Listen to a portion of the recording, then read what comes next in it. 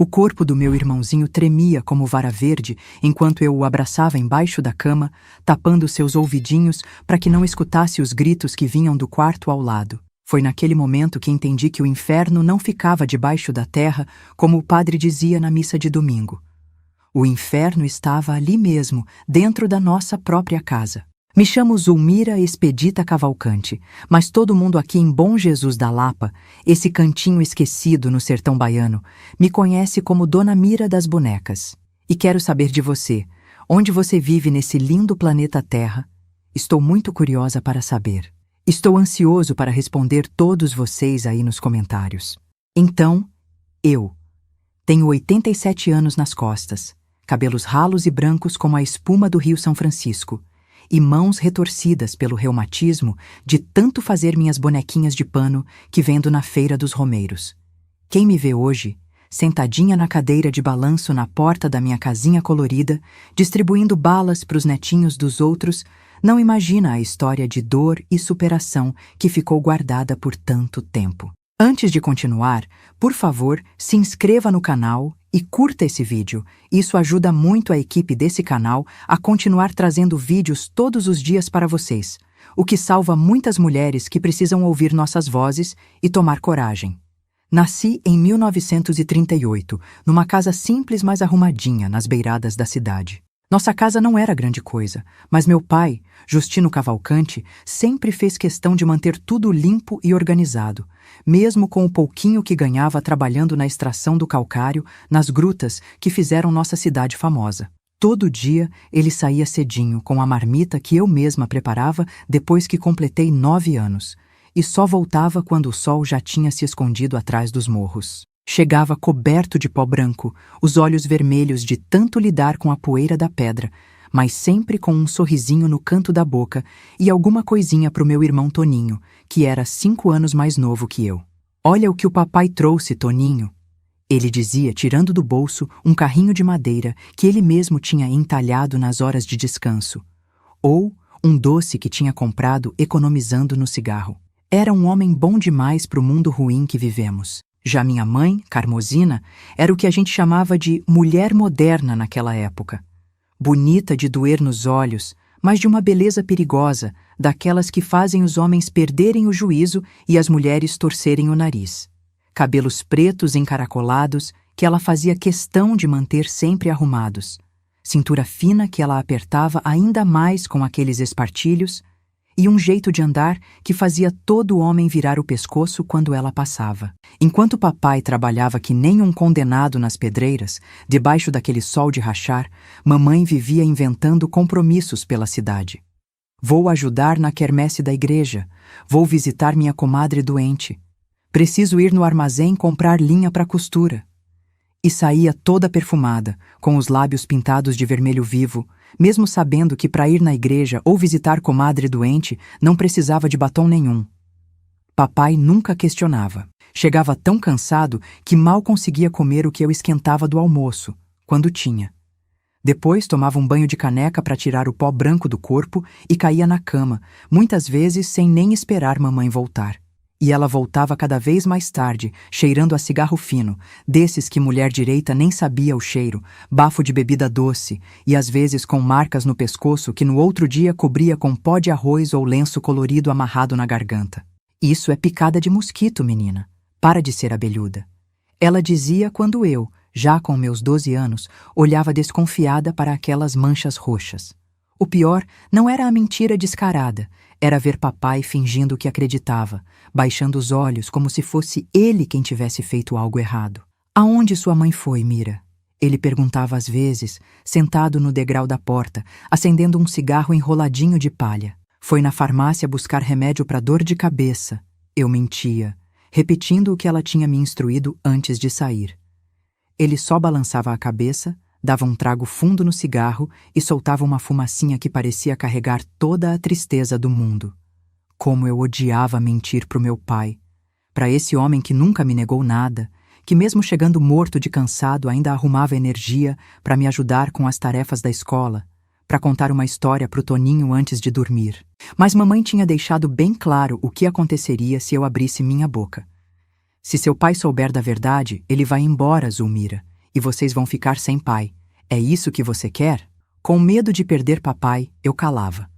Hoje, olhando para trás, vejo que esse foi meu primeiro grande erro. O silêncio que mantive por medo acabou custando muito mais do que eu poderia imaginar na época. As ausências de mamãe foram ficando mais frequentes, mais longas. Teve vezes que ela passou 2, 3 dias longe de casa, voltando como se tivesse ido só na esquina comprar pão. Tive que ajudar minha prima que teve bebê. Fiquei na casa da comadre que passou mal. E quando esses 3 dias coincidiam justamente com a época que o circo visitava a cidade, ou quando algum caixeiro viajante bonitão estava hospedado na pensão da Dona Neném. Pura coincidência, claro. Enquanto isso, a vida em casa era eu tentando manter tudo funcionando. Com 13 anos, já cozinhava, lavava, passava, cuidava do Toninho como se fosse minha obrigação. Papai tentava ajudar nos fins de semana, mas o trabalho na pedreira era tão pesado que ele mal conseguia levantar os braços no domingo. Ainda assim, fazia questão de nos levar para a missa, sempre limpo e arrumado, como se quisesse mostrar para a cidade inteira que éramos uma família de respeito, apesar dos rumores que já corriam soltos sobre minha mãe. Foi por essa época que notei algo estranho acontecendo com Toninho. Meu irmãozinho, que sempre foi alegre e tagarela, começou a ficar quieto, assustado. Parou de querer brincar com os outros meninos depois da escola, se escondia embaixo da cama quando ouvia passos se aproximando e começou a fazer xixi na cama de novo, coisa que não fazia desde pequenino. "O que foi, Toninho? Alguém tá te ameaçando na escola?" Perguntei uma noite enquanto ajudava ele a trocar os lençóis molhados antes que papai visse. Ele só balançou a cabeça, os olhinhos cheios de medo, mas não disse nada. Pensei que fosse algum valentão da escola, como sempre tem. Mas o pior ainda estava por vir. E eu, na minha inocência de menina, não podia imaginar o tamanho do horror que estava acontecendo debaixo do nosso próprio teto. Vocês que estão me acompanhando até aqui, se puderem, deixem um comentário dizendo de onde estão assistindo esse vídeo. Me dá força saber que tem gente me ouvindo depois de tantos anos guardando essa história dentro de mim. E se puderem, deixem um like para que esse relato chegue a mais pessoas que talvez precisem ouvir que é possível sobreviver até aos piores pesadelos. As coisas em casa foram piorando aos poucos, como água que vai esquentando devagarinho até ferver sem a gente perceber. Papai estava cada vez mais magro, mais curvado, não só pelo trabalho pesado, mas pelo peso daquela situação que ele fingia não ver. Toninho cada dia mais calado, assustado, se encolhendo pelos cantos como bichinho ferido.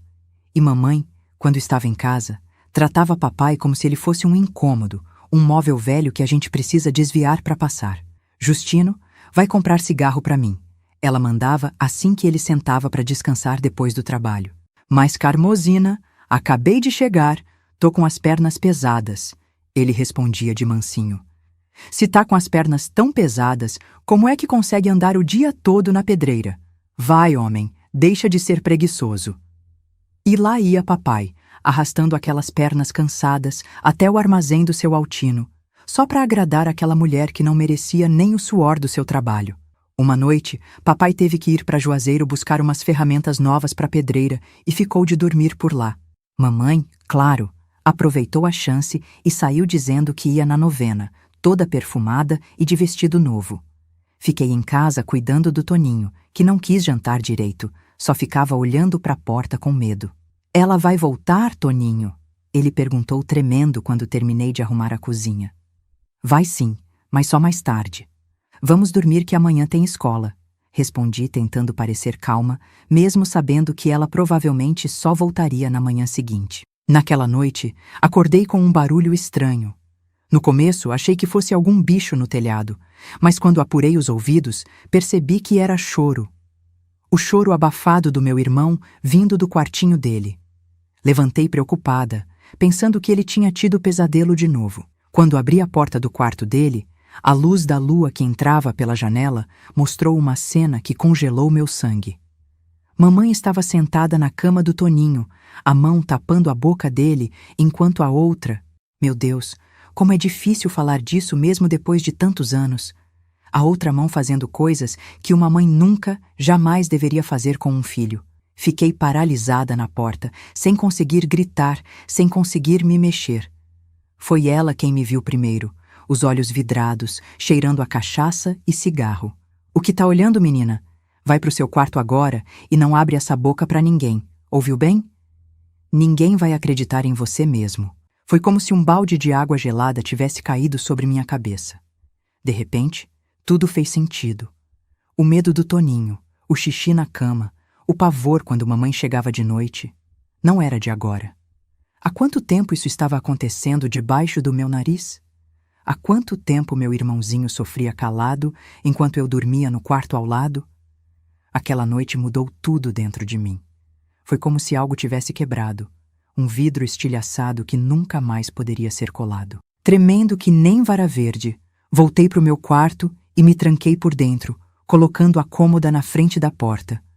Não consegui dormir, meu coração batendo que nem um tambor no terreiro de macumba, as lágrimas escorrendo sem parar. Como uma mãe podia fazer aquilo com a própria cria?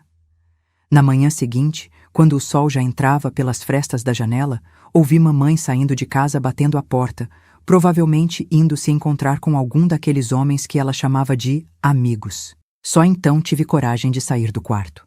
Fui direto pro quartinho do Toninho e o encontrei encolhido embaixo da cama, olhando pro nada, como se tivesse visto o próprio capeta. "Vem cá, meu irmãozinho", falei estendendo a mão, tentando não mostrar o pavor que ainda corria nas minhas veias. "Vem, vamos tomar café e depois vamos pra escola." Toninho saiu devagar, os olhinhos inchados de tanto chorar, o pijaminha todo amarrotado e úmido.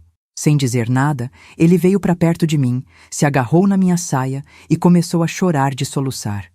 "Desde quando, Toninho?" perguntei baixinho, afagando aqueles cabelinhos que eu mesma cortava com a tesoura de costura. "Desde quando a mamãe faz isso com você?" "Faz tempo, Mira." Ele respondeu com uma vozinha de partir o coração. "Começou quando você ficou doente daquela vez, com febre alta, e o papai teve que dormir na cidade para conseguir remédio." Meu Deus, isso tinha sido há quase 2 anos. 2 anos que meu irmãozinho vinha sofrendo calado, enquanto eu dormia a poucos metros de distância. 2 anos que aquela mulher, que nem merecia ser chamada de mãe, fazia aquelas coisas horríveis com uma criança que não podia se defender. "Por que você não me contou antes, Toninho?" Ela disse que ia me mandar pro orfanato se eu contasse. Disse que nem você nem o papai iam acreditar em mim, que iam pensar que eu estava inventando história. Disse que o papai ia me bater até eu não conseguir mais sentar. A crueldade daquelas ameaças me deixou sem ar. Como alguém podia ser tão perverso com uma criancinha indefesa? Com o próprio filho? Naquele momento, senti um ódio tão grande crescer dentro de mim que quase não reconhecia a mim mesma. Eu, que sempre tinha sido a menina obediente, a filha que nunca levantava a voz, agora só conseguia pensar em como fazer aquela mulher pagar pelo que tinha feito. "Toninho, escuta bem o que eu vou te dizer", falei segurando as mãozinhas dele entre as minhas. Ela mentiu. "O papai jamais ia pensar que você está inventando, jamais ia te bater e nunca, nunca mesmo ia te mandar para orfanato nenhum.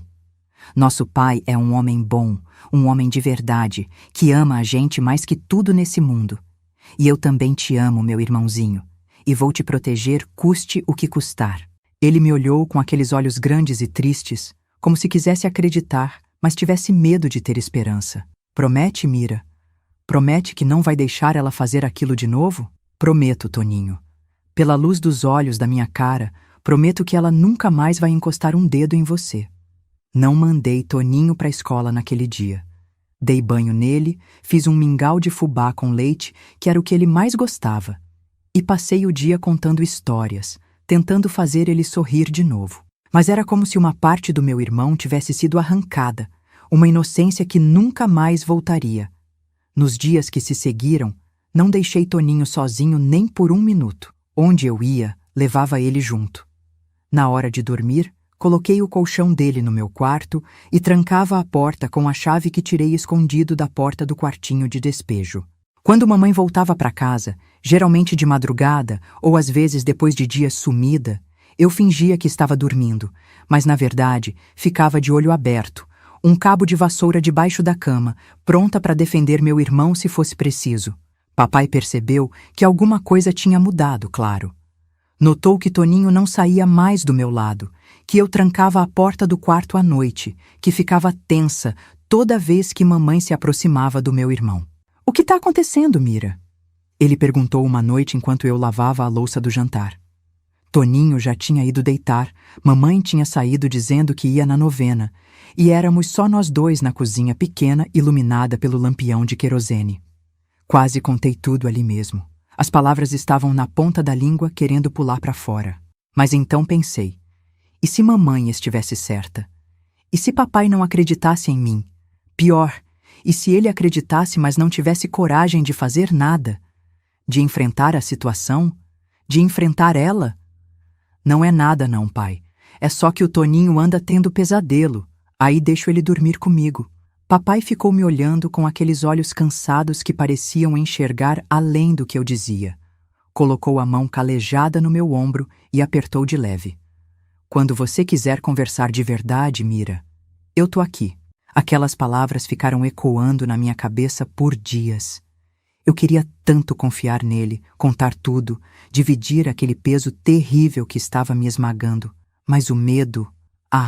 O medo é um bicho danado que vai roendo a gente por dentro, fazendo a gente duvidar até do que tem certeza. Enquanto isso, mamãe parecia estar cada vez mais descontrolada. As saídas dela eram mais longas, voltava mais bêbada, mais desarrumada. Às vezes trazia presentes caros que nunca poderia comprar com o dinheirinho que papai dava para a feira. Um chapéu novo, um perfume francês, um colar de pérolas que jurava ser presente da patroa, de uma casa onde dizia que tinha começado a trabalhar como arrumadeira. Papai fingia acreditar, mas eu via a desconfiança nos olhos dele. A tristeza que ia se transformando em algo mais duro, mais frio. Ele não era bobo. Os comentários maldosos da vizinhança chegavam até ele, os olhares de pena dos outros homens da pedreira, os cochichos que paravam quando ele se aproximava. Uma noite, papai chegou mais cedo do trabalho. Não era normal, ele sempre voltava depois do sol se pôr. Mas naquele dia, por volta das 4 da tarde, ouvi os passos dele subindo a varanda. Eu estava na cozinha, preparando feijão para o jantar, e Toninho brincava com os carrinhos de madeira que papai tinha feito para ele. Quando papai entrou, soube na hora que algo estava errado. O rosto dele estava diferente, mais pálido, os olhos mais fundos. "Cadê sua mãe?" ele perguntou, a voz mais firme do que o normal. "Saiu faz umas 2 horas. Disse que ia na farmácia buscar remédio para dor de cabeça." Ele deu uma risada seca, sem humor nenhum. Foi até o quarto e voltou com uma pequena caixa de madeira que guardava embaixo da cama. Abriu e tirou de lá um envelope amarelado. "Sabe o que é isso, Mira? São as economias de uma vida. Cada tostão que consegui guardar quebrando pedra debaixo daquele sol. Era para comprar uma casinha melhor para nós, para dar estudo para o Toninho, para você." Meu coração apertou. Eu sabia onde aquela conversa ia parar, mas agora só tem isso aqui. Ele mostrou algumas notas amassadas, menos da metade do que eu lembrava de ter visto na última vez que ele abriu aquela caixa, há uns 6 meses. O resto sumiu, um pouquinho cada semana, achando que eu não ia perceber. Não sabia o que dizer. Era mais uma peça no quebra-cabeça de destruição que mamãe vinha montando há anos. "Pai, não precisa dizer nada, minha filha. Não é sua culpa." Nunca foi. Ele guardou o dinheiro de volta no envelope, fechou a caixa. "Só preciso que você cuide do Toninho hoje. Vou resolver uns assuntos na cidade." Algo no tom dele me assustou. Era o tom de quem tinha tomado uma decisão difícil depois de muito sofrer. Pela primeira vez, vi no meu pai não o homem submisso que todos achavam que ele era, mas alguém que tinha aguentado mais do que qualquer pessoa deveria, por amor aos filhos. "Pai, tem uma coisa que eu preciso te contar. É sobre a mamãe e o Toninho." Ele parou na porta, a mão já na maçaneta. Virou devagar, os olhos fixos nos meus. "O que tem a mamãe e o Toninho?" Respirei fundo. Era agora ou nunca. As palavras começaram a sair, primeiro devagar, depois num jorro que não consegui mais controlar. Contei tudo o que tinha visto naquela noite, o que Toninho tinha me contado, os 2 anos de abuso que meu irmãozinho tinha sofrido em silêncio. As lágrimas escorriam pelo meu rosto enquanto eu falava, mas mantive a voz firme porque aquela verdade precisava ser dita, por mais dolorosa que fosse. Quando terminei, esperei ver choque, descrença, até raiva no rosto do meu pai. Mas o que vi foi diferente. Vi uma calma assustadora, como a calmaria que vem antes da tempestade mais violenta. Os olhos dele, sempre tão gentis, tinham escurecido, e as mãos, que nunca tinham se levantado contra ninguém, estavam fechadas em punhos tão apertados que os nós dos dedos estavam brancos. Há quanto tempo você sabe disso, Mira? Faz 2 semanas, pai. Eu queria te contar antes, mas tinha medo. Medo que o senhor não acreditasse, ou que não pudesse fazer nada, ou que eu fosse fraco demais para proteger meus filhos. A vergonha me queimou por dentro. Era exatamente isso que eu tinha pensado. Me perdoa, pai. Ele veio até mim, me abraçou forte, depois se ajoelhou para ficar da altura do Toninho que tinha se escondido atrás das minhas saias quando comecei a chorar.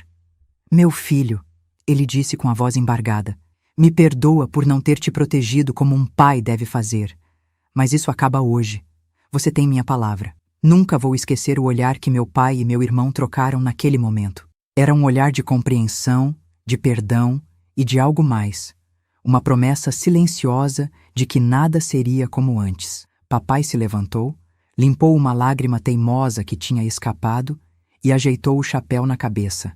Tranquem a porta depois que eu sair. Não abram para ninguém até eu voltar. Nem para mamãe? Perguntou Toninho com a vozinha fraca. Especialmente para ela, respondeu papai, e saiu batendo a porta. Aquela noite parecia não ter fim. Depois que papai saiu, tranquei todas as portas e janelas como ele tinha mandado. Fiz Toninho jantar, mesmo ele não querendo comer quase nada, e levei ele para a cama cedo.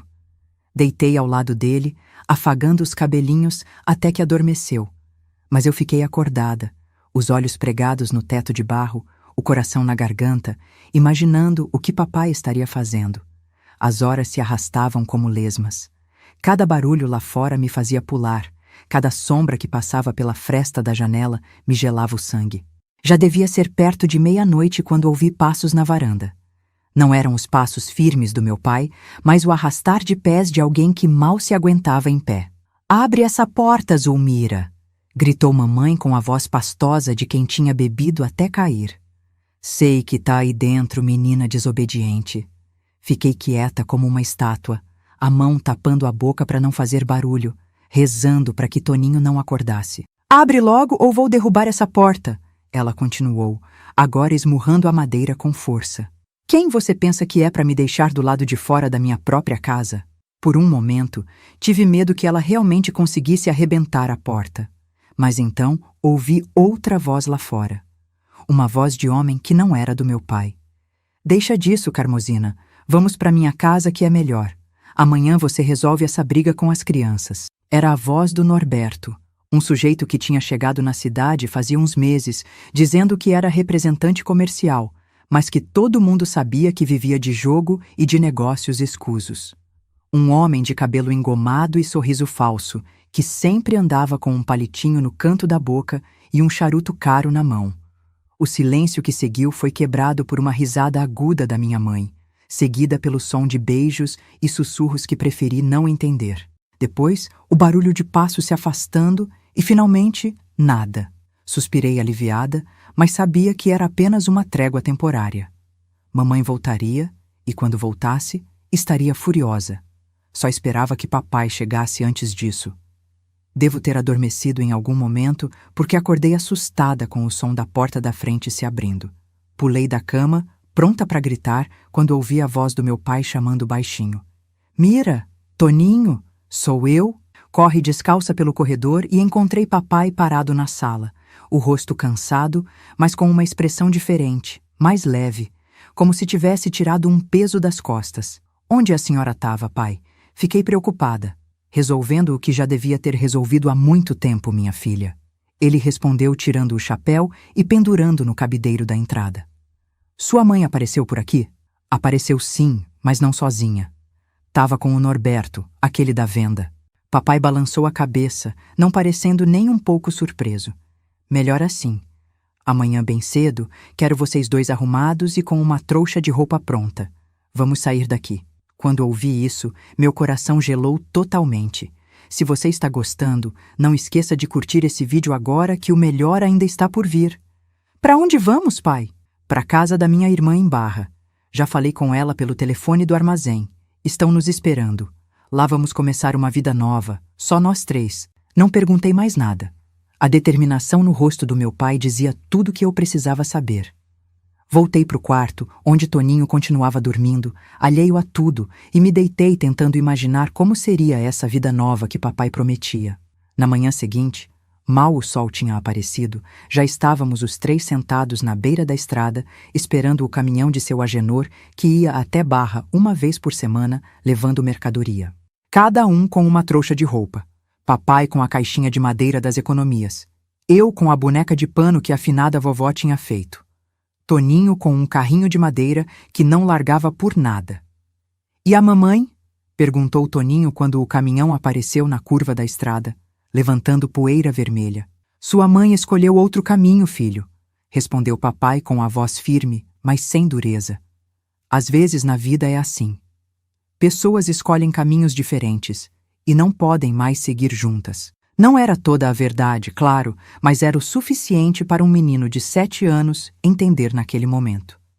O resto ele saberia quando fosse mais velho, quando pudesse compreender que algumas pessoas não nascem para ser mães, que há monstros que se escondem atrás de rostos bonitos e que às vezes o amor não é suficiente para consertar alguém que está quebrado por dentro.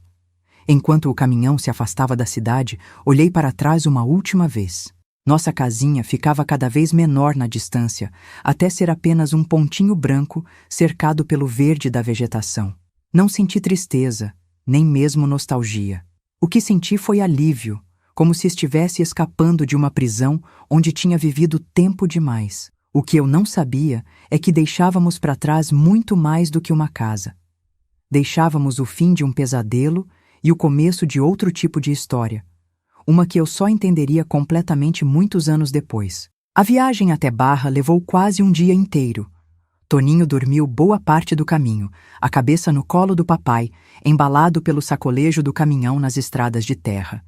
Eu fiquei observando a paisagem mudar, o sertão seco dando lugar a áreas mais verdes conforme nos aproximávamos do Rio São Francisco. Chegamos no começo da noite. Tia Eulália, irmã mais velha do meu pai que eu mal conhecia, nos esperava na porta da casa dela, uma construção simples, mas arrumada na saída da cidade. Ela era uma senhora já de idade, viúva há muitos anos, que vivia sozinha desde que o único filho tinha se mudado para São Paulo à procura de trabalho. "Justino, meu irmão!" ela exclamou, abraçando o papai com força. Depois se virou para nós dois, os olhos brilhando de emoção. "E esses são meus sobrinhos? Como cresceram! A última vez que vi vocês, Zulmira era um bebê de colo, e Toninho nem sonhava em nascer. Fomos recebidos com cama limpa, comida quente na mesa, e algo que fazia tempo que não sentíamos: paz. Naquela primeira noite, depois de tanto tempo, dormi sem medo de que a porta do quarto fosse se abrir no meio da madrugada. Nas semanas que se seguiram, fomos nos adaptando à nova vida. Papai conseguiu trabalho na construção, que pagava melhor que a pedreira e não judiava tanto do corpo. Eu comecei a ajudar tia Eulália a fazer os doces que ela vendia na feira, aprendendo receitas que uso até hoje. Toninho entrou na escola local e, aos poucos, foi voltando a ser o menino alegre que era antes, embora algumas cicatrizes invisíveis permanecessem. Foi só depois de um mês que tive coragem de perguntar ao meu pai o que realmente tinha acontecido naquela noite que ele saiu de casa depois de saber a verdade sobre mamãe. Estávamos sentados na varanda dos fundos, depois do jantar. Tia Eulália já tinha se recolhido e Toninho brincava com uns carrinhos que papai tinha feito para ele. "Pai", comecei hesitante, "o que o senhor fez quando saiu de casa aquela noite? Depois que eu contei sobre o que a mamãe fazia com o Toninho?"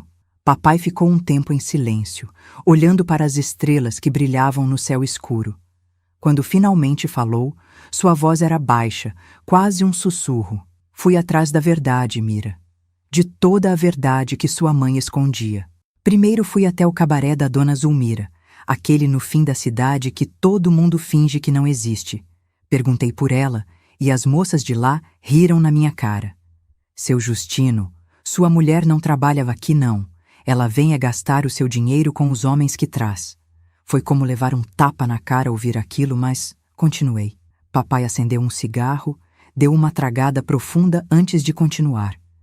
Depois fui até a casa do Norberto. Aquele sujeito sempre deu em cima da sua mãe, mesmo na minha frente, desrespeitando nossa casa. Ele não estava, mas um vizinho disse que tinha visto ele e sua mãe saindo juntos mais cedo, rumando para o Hotel Central. O Hotel Central era o único hotel da cidade, onde ficavam os viajantes que passavam por Bom Jesus da Lapa. Não era um lugar de respeito para uma mulher casada estar. Fui até lá. O recepcionista era amigo do meu primo, não quis me barrar. Subi até o quarto e... Bem, encontrei sua mãe com ele. Não vou entrar em detalhes, porque certas coisas uma filha não precisa saber sobre a mãe. Mas confrontei ela. Disse que sabia de tudo, das traições, do dinheiro que ela roubava e principalmente do que ela fazia com o Toninho. Papai parou, a voz embargada pela emoção e pela raiva contida. Ela riu, Mira. Riu na minha cara e disse que eu era fraco demais para fazer qualquer coisa, que sempre soube que podia fazer o que quisesse porque eu nunca teria coragem de reagir. E o Norberto, aquele covarde, ficou lá parado, sorrindo de canto como se eu fosse uma piada. Mesmo depois de tanto tempo, a lembrança ainda parecia ferir meu pai profundamente. Foi aí que eu fiz o que devia ter feito há muito tempo. Peguei aquele gravador pequeno que o filho do doutor, Clovis, tinha me emprestado. Lembra dele? O menino que gostava de brincar de repórter, que estava escondido no meu bolso, e mostrei para ela. Tinha gravado tudo. A confissão dela sobre o Toninho, sobre o dinheiro, sobre os homens. Tudo. Fiquei boquiaberta. Nunca imaginei que meu pai, tão simples e direto, tivesse planejado algo assim. Disse a ela que ia levar aquela gravação para o delegado, para o padre, para a cidade inteira ouvir se fosse preciso. Que ela seria presa pelo que fez com o Toninho, que perderia tudo, que todo mundo ia saber que tipo de monstro se escondia atrás daquela cara bonita. A forma como o papai disse aquilo, sem gritar, sem gesticular, apenas com uma certeza fria e calculada, me mostrou um lado dele que nunca tinha visto antes. E ela acreditou? Perguntei, prendendo a respiração. Acreditou. Pela primeira vez na vida, vi medo nos olhos da sua mãe. Não medo de mim, mas medo do que os outros iam pensar, do que ia perder. Esse sempre foi o maior pavor dela, que vissem quem ela realmente era. Papai apagou o cigarro num velho cinzeiro de lata. Fizemos um acordo ali mesmo. Ela ficaria com o Norberto, já que era isso que queria, e nós três sumiríamos da cidade. Ela nunca mais procuraria a gente, nunca mais tentaria ver você ou o Toninho. Em troca, eu não mostraria a gravação pra ninguém. E o senhor confiou nela? Depois de tudo? Não, Mira. Não confiei. Por isso vim pra tão longe, pra casa da tia Eulália, que sua mãe nem sabia que existia. E deixei uma cópia da gravação com o Dr. Clovis, lacrada, com instruções para ser aberta se alguma coisa acontecesse comigo ou com vocês. Foi aí que entendi. Meu pai, aquele homem quieto que todo mundo achava ser submisso, tinha planejado tudo nos mínimos detalhes. Tinha pensado em cada possibilidade, cada saída. Não por vingança, mas por proteção, para proteger seus filhos, para nos dar uma chance de vida nova, longe daquele veneno que tinha se infiltrado em nossa família. É por isso que nunca mais vimos ela? Perguntei numa voz pequena, sentindo um alívio enorme por saber que aquele capítulo estava realmente fechado. Sim, minha filha. Sua mãe escolheu o caminho dela e nós escolhemos o nosso. Alguns nós são feitos para serem desatados quando começam a sufocar. Naquela noite, deitada na cama do meu novo quarto, com o cheiro de flores do sabão que tia Eulália usava nos lençóis, chorei. Não pela mãe que tinha perdido, na verdade, uma mãe que nunca realmente tive, mas pela coragem silenciosa do meu pai, que tinha suportado tanto por nossa causa, e que quando chegou a hora da verdade, soube exatamente o que fazer para nos salvar. Nossa vida em Barra seguiu como um rio que encontra seu curso natural, depois de passar por pedras e corredeiras. Os dias foram se tornando semanas, as semanas meses, e antes que eu percebesse, já fazia 1 ano que tínhamos deixado Bom Jesus da Lapa, e todos os horrores que vivemos por lá. Papai trabalhava firme na construção, sendo logo promovido a mestre de obras pelo capricho e responsabilidade que punha em tudo o que fazia. Toninho tinha se adaptado bem à escola nova, fazendo amigos, tirando notas boas, voltando aos pouquinhos a ser o menino alegre e tagarela que era antes de tudo acontecer. E eu, com meus 14 anos na época, ajudava a tia Eulália com os doces e frequentava a da escola no período da tarde. Estávamos reconstruindo nossa vida, pedaço por pedaço, como quem remonta um espelho quebrado. As cicatrizes estavam lá, invisíveis mas presentes, especialmente em Toninho, que às vezes acordava gritando no meio da noite, suando frio, os olhos arregalados de pavor. Nessas horas, papai ia para o quarto dele, sentava na beirada da cama e ficava lá até ele voltar a dormir, a mão grande e calejada, afagando os cabelos do meu irmão com uma ternura que você não esperaria de um homem daquele tamanho. Achei que nunca mais teríamos notícias da minha mãe, que ela tinha sumido da nossa vida para sempre, como papai tinha planejado. Mas o destino, esse tecelão implacável, tinha outros planos. Numa tarde de sábado, quando voltávamos da feira depois de ajudar tia Eulália a vender os doces, encontramos um rapaz desconhecido parado na porta da nossa casa. Era um moço magro, de uns 20 anos, com roupas de viajante e uma maleta gasta na mão. "O senhor é Justino Cavalcante?" Ele perguntou quando papai se aproximou. "Sou eu mesmo. O que deseja, rapaz?" "Sou Jeremias, filho do Dr. Clóvis de Bom Jesus da Lapa. Meu pai me mandou entregar isso em mãos ao senhor." Ele estendeu um envelope amarelado, lacrado com cera vermelha. Papai pegou, franzindo a testa surpreso. Fazia mais de um ano que não tínhamos contato com ninguém da nossa antiga cidade. "Aconteceu alguma coisa, moço?" perguntei, sentindo um frio na barriga. "Não sei dos detalhes, moça. Meu pai só me disse que era urgente que o senhor Justino recebesse essa carta o quanto antes. Papai convidou o rapaz para entrar, ofereceu café, mas ele recusou dizendo que precisava seguir viagem ainda naquela tarde. Depois que o moço se foi, nós três e tia Eulália nos sentamos na mesa da cozinha enquanto papai abria o envelope com cuidado. Dentro havia uma carta escrita com a letra miúda e certinha do Dr. Clóvis e um recorte de jornal já amarelado pelo tempo. Papai leu a carta em silêncio, o rosto ficando cada vez mais pálido. Depois, sem dizer nada, passou para nós vermos o recorte de jornal. Era uma notícia pequena, daquelas que saem no canto da página. "Encontrado corpo de mulher às margens do rio."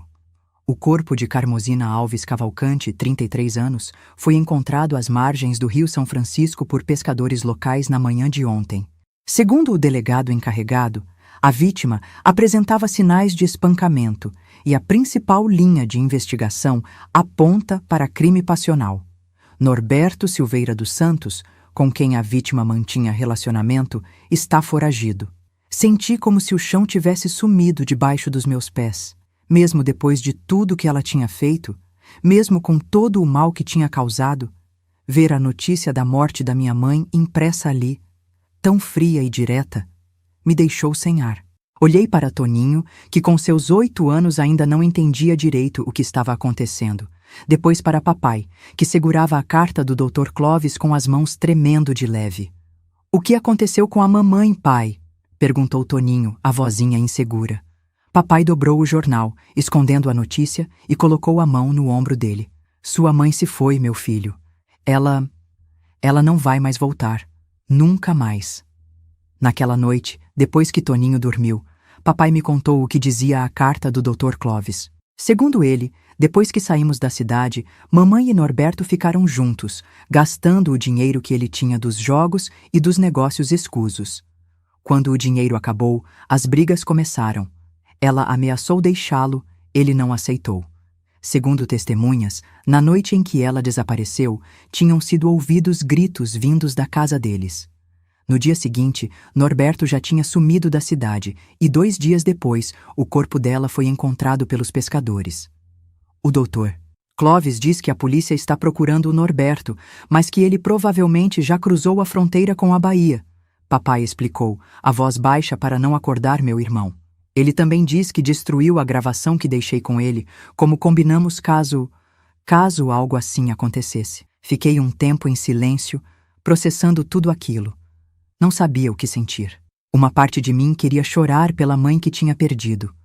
Outra parte sentia uma raiva surda por tudo que ela tinha feito. E uma terceira parte, a que mais me assustava, sentia alívio ao saber que ela nunca mais poderia nos ferir. É culpa nossa, pai? Perguntei finalmente, a voz embargada. Se não tivéssemos saído de lá, se o senhor não tivesse feito aquele acordo com ela? Não, Mira, papai me interrompeu com firmeza. Não é culpa nossa. Cada um é responsável pelos próprios atos e pelas próprias escolhas. Sua mãe escolheu o caminho dela sabendo dos riscos. O Norberto sempre foi um homem violento, todos na cidade sabiam. Ela deve ter achado que podia controlá-lo como fazia com todos os outros homens, mas dessa vez se enganou. Papai suspirou profundamente, passando a mão pelo rosto cansado. Não vou mentir dizendo que sinto muito. Não depois de tudo que ela fez ao Toninho, a você, a mim, mas também não vou comemorar a morte de ninguém, nem mesmo dela.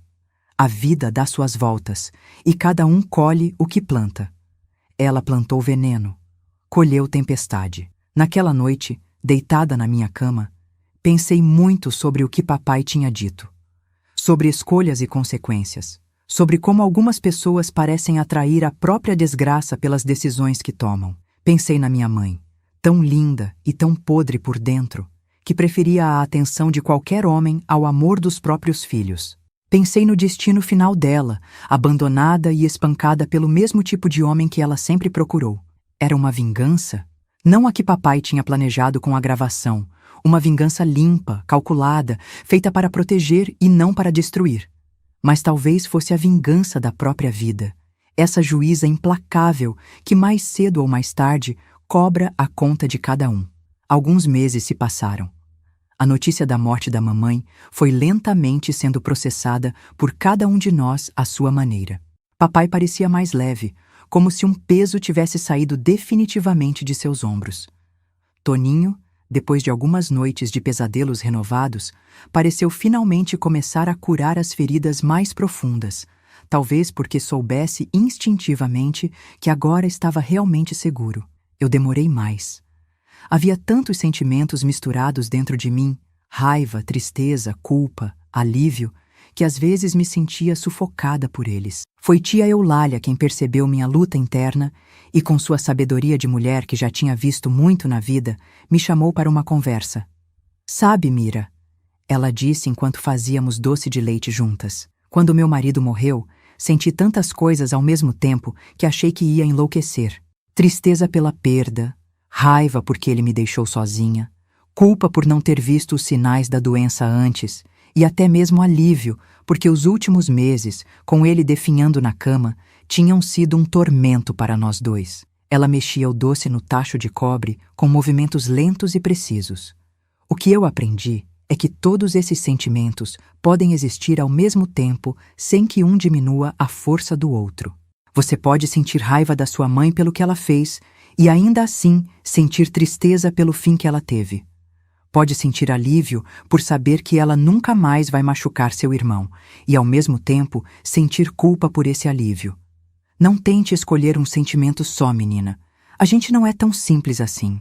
As palavras dela caíram como água fresca no deserto da minha confusão. Aos poucos, fui aprendendo a conviver com essa tempestade interior, a aceitar que podia sentir coisas contraditórias sem que isso me tornasse uma pessoa pior. Um dia, quase um ano depois da notícia da morte da mamãe, papai nos reuniu na mesa depois do jantar. Tinha uma expressão séria, daquelas que ele fazia quando precisava nos contar algo importante. Tenho novidades, ele começou, olhando primeiro para mim, depois para Toninho. Recebi uma proposta para trabalhar numa construção grande em Salvador. Pagam bem, dão moradia e, o mais importante, é uma chance de recomeçar numa cidade grande, onde ninguém nos conhece, onde nenhuma sombra do passado pode nos alcançar. Tia Eulália, que estava sentada ao lado dele, sorriu com tristeza. Vou sentir falta de vocês, mas seu pai está certo. Salvador é o futuro. Vocês crianças terão escolas melhores, mais oportunidades. Foi assim que 2 meses depois nos despedimos de Barra e de tia Eulália, prometendo voltar para visitar, e embarcamos num ônibus rumo a Salvador, a capital da Bahia. Papai tinha razão. Era realmente um novo começo. Uma cidade enorme, cheia de cores, cheiros e sons, tão diferente do interior que conhecíamos. Nossa casa ficava num conjunto habitacional para os trabalhadores da construtora, pequena, mas limpa e arejada, com vista para o mar ao longe. Papai prosperou no novo trabalho, sendo promovido em poucos anos a gerente de obras. Toninho cresceu forte e saudável, mostrando um talento para os estudos que deixava papai estufando o peito de orgulho. E eu, além de continuar os estudos, comecei a fazer bonecas de pano para vender, usando o que tinha aprendido com tia Eulália, mas criando meu próprio estilo. Foi em Salvador que conheci Arlindo, um rapaz que trabalhava como eletricista nas obras que papai gerenciava. Era um moço sério, trabalhador, de família simples como a nossa. Começamos a namorar quando eu tinha 17 anos, sempre com o consentimento e supervisão do papai, como mandavam os costumes da época. No dia em que Arlindo pediu minha mão em casamento, papai o levou para uma conversa particular na varanda. Fiquei nervosa, imaginando o que estariam falando, mas quando voltaram, ambos tinham sorrisos nos rostos. Seu pai me contou tudo, Zulmira. Arlindo me disse depois, quando estávamos sozinhos. Sobre sua mãe, sobre o que aconteceu com seu irmão, sobre como vocês saíram da cidade. Disse que eu tinha o direito de saber em que família estava entrando. Fiquei paralisada, o coração na garganta. Papai nunca tinha contado aquela história para ninguém fora da família. E agora, Arlindo sabia de tudo, da vergonha, do horror, das cicatrizes que carregávamos. E o que você pensa disso? Perguntei, mal conseguindo respirar. Penso que seu pai é o homem mais admirável que já conheci. Ele respondeu sem hesitar.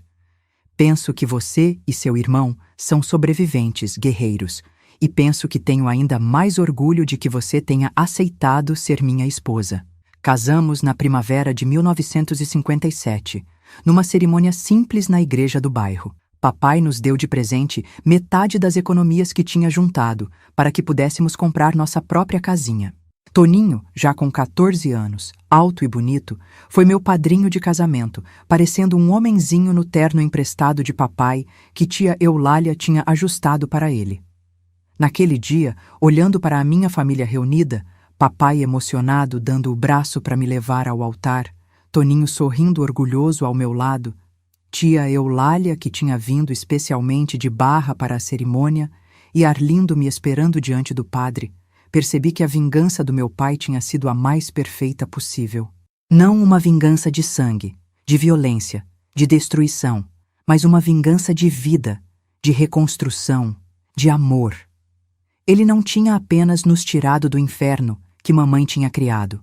Tinha construído um novo céu para nós, pedaço por pedaço, dia após dia, com a mesma paciência e determinação com que construía suas obras. A verdadeira vingança de papai contra tudo que mamãe representava foi mostrar que a bondade pode ser mais forte que a maldade, que o amor constrói enquanto o ódio destrói, e que mesmo depois das piores tempestades é possível encontrar o sol novamente. Os anos passaram como páginas de um livro viradas pelo vento. Os fios pretos do meu cabelo foram ficando brancos, as mãos lisas foram ganhando rugas e calos, os sonhos foram virando lembranças. E as lembranças? As lembranças foram se tornando a fortaleza que construí para me abrigar na velhice. Minha vida com Arlindo foi uma bênção. Tivemos 3 filhos, Justino, que recebeu o nome do meu pai, Eulália, em homenagem à minha querida tia, e Antônio, que todos chamam de Toninho como meu irmão. Criamos eles com amor, firmeza e principalmente com a verdade. Nunca escondi dos meus filhos a história da nossa família, contando quando tinham idade suficiente para entender, sem detalhes desnecessários, mas também sem mentiras que pudessem crescer e se tornar monstros maiores que a própria verdade. Papai viveu conosco depois que se aposentou. Construímos um quartinho nos fundos da nossa casa, com entrada independente para que ele tivesse privacidade, mas perto o suficiente para compartilharmos as refeições, as conversas, as alegrias e tristezas do dia a dia. Ele foi um avô maravilhoso, paciente e sábio, ensinando aos meus filhos tudo o que sabia sobre marcenaria, construção, pesca e principalmente sobre o valor do trabalho honesto e da família. Toninho, meu irmão, formou-se professor. Estudou com tanto afinco, aproveitando cada oportunidade que Salvador oferecia, que conseguiu entrar na faculdade mesmo vindo de uma família simples. Foi o primeiro da nossa família a ter um diploma, motivo de orgulho imenso para papai, que chorou como criança no dia da formatura. Toninho se casou com uma colega da escola onde lecionava, uma moça doce chamada Marinalva, e tiveram 2 filhos que são a luz dos olhos dele até hoje. Os traumas da infância deixaram cicatrizes em meu irmão, claro. Houve períodos difíceis, especialmente na adolescência, quando os pesadelos voltavam com força, quando a raiva do que tinha acontecido parecia consumi-lo por dentro. Mas com o apoio da família, com o amor inabalável do papai, e mais tarde com o amor da esposa e dos filhos, ele conseguiu transformar aquela dor em força para ajudar outros. Como professor, tinha um cuidado especial com crianças que mostravam sinais de abuso ou negligência, sabendo reconhecer os sinais que outros talvez ignorassem. Papai nos deixou em 1982 aos 76 anos, dormindo tranquilo na sua caminha no quartinho dos fundos. Foi uma passagem serena, como merecia um homem que tinha carregado tantos fardos na vida. No velório, fiquei impressionada com a quantidade de gente que apareceu para se despedir. Colegas de trabalho da construção, vizinhos, amigos da igreja, até mesmo antigos clientes das obras que ele tinha gerenciado anos antes. Todos com histórias sobre como Justino Cavalcante tinha sido justo, honesto, trabalhador, sempre disposto a ajudar quem precisasse. Seu pai era um homem bom, disse um senhor idoso que tinha trabalhado com ele na primeira obra em Salvador. Desses que a gente não encontra mais hoje em dia. Nunca vi ele levantar a voz para ninguém, mas também nunca vi ninguém desrespeitar ele. Foi ouvindo esses depoimentos que entendi completamente a grandeza silenciosa do meu pai. Um homem que a cidade toda via como fraco por não controlar a mulher, por deixar ela aprontar, tinha, na verdade, uma força interior que poucos podiam compreender. A força de quem coloca o bem-estar dos filhos acima do próprio orgulho, de quem sabe que a verdadeira coragem às vezes está em aguentar calado, em esperar o momento certo para agir. Quanto à minha mãe, por muitos anos eu tentei enterrar sua lembrança junto com seu corpo, jogado às margens do rio como algo descartável. Não queria pensar nela, não queria lembrar do rosto dela, da voz, do cheiro de cigarro e perfume barato que ela deixava no ar quando saía à noite. Mas com a idade, com a sabedoria que só os anos trazem, comecei a entender que não podemos apagar partes da nossa história, por mais dolorosas que sejam. Carmosina era um produto do seu tempo, de sua criação, talvez de traumas que eu nunca conheci. Isso não justifica o que ela fez. Nada poderia justificar o horror que infligiu ao Toninho, a traição ao papai, o abandono de suas responsabilidades como mãe. Mas com o tempo, aprendi a separar o ódio pelos atos dela da pessoa em si. Aprendi que podia reconhecer o mal que ela tinha feito sem deixar que esse mal continuasse me envenenando décadas depois. Em 1995, já com meus 57 anos e vários netinhos correndo pela casa, fiz uma viagem que há muito adiava. Voltei a Bom Jesus da Lapa, acompanhada pelo meu irmão Toninho. Nossa tia Eulália tinha falecido alguns anos antes. Não tínhamos mais família lá, mas sentíamos necessidade de visitar o lugar onde tudo começou, de enfrentar os fantasmas que talvez ainda nos assombrassem. A cidade tinha mudado muito. Mais ruas asfaltadas, mais casas de alvenaria, menos poeira vermelha, mais comércio. Nossa antiga casa nem existia mais. No lugar, havia uma pequena venda de material de construção. O depósito onde Norberto costumava ficar também tinha sido demolido, dando lugar a uma farmácia. Fomos até o cemitério local, onde sabíamos que mamãe estava enterrada. Levou tempo para encontrar a sepultura, uma cruz simples, sem lápide, com apenas o nome e as datas, já quase apagados pelo tempo e pelo abandono. Fiquei olhando para aquele pedaço de terra por um longo tempo, sentindo uma mistura estranha de emoções. "Você sente raiva ainda?" Toninho perguntou de repente, a voz baixa, reverente, como convém num cemitério. Não, respondi após pensar um pouco. Não sinto raiva, sinto pena. Pena dela não ter conhecido os netos. Pena de ter desperdiçado a chance de ter uma família que a amasse. Pena de ter vivido e morrido sem nunca entender o que realmente importa nessa vida. Toninho assentiu, os olhos marejados fixos na cruz abandonada. Sabe o que eu sinto, Mira? Gratidão. Não a ela, claro, mas ao nosso pai, a você, a tia Eulália. Gratidão por não terem deixado que o que ela fez me destruísse completamente. Por terem me salvado não só do horror daquela casa, mas de me tornar alguém cheio de ódio, alguém quebrado demais para amar, para confiar. Saímos do cemitério de mãos dadas, como fazíamos quando crianças atravessando a rua. 2 sobreviventes, 2 guerreiros que carregavam cicatrizes invisíveis, mas que tinham aprendido a usar essas cicatrizes como fonte de força, não de fraqueza.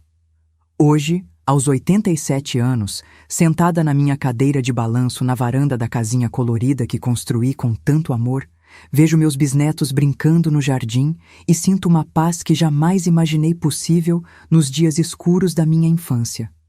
A vida dá tantas voltas. O destino tem caminhos tão misteriosos. O que parece uma maldição insuportável num momento pode ser a semente de uma força indestrutível mais adiante. A vingança do meu pai, aquela vingança silenciosa, calculada, feita de amor e não de ódio, continua dando frutos até hoje, 3 gerações depois. Está nos sorrisos dos meus netos e bisnetos que crescem sem medo, sem segredos tóxicos, sem o peso esmagador do silêncio que protege os monstros e sufoca as vítimas. Está na força que descobri dentro de mim que me permitiu sobreviver, amar, construir uma vida bela apesar de tudo. Vocês que me acompanharam até aqui, ouvindo o relato de uma velhinha que já viu mais invernos do que muitos de vocês viverão, saibam que não importa quão escura seja a noite, o sol sempre volta a nascer. Não importa quão terrível seja a tempestade, sempre há um abrigo a ser encontrado.